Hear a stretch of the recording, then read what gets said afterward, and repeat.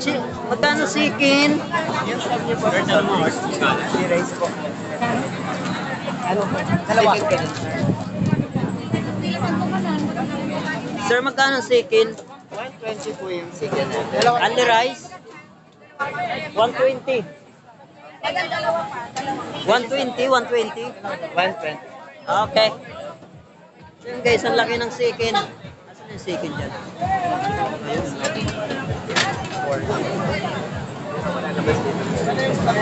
Ano po siya lang to? Only rice.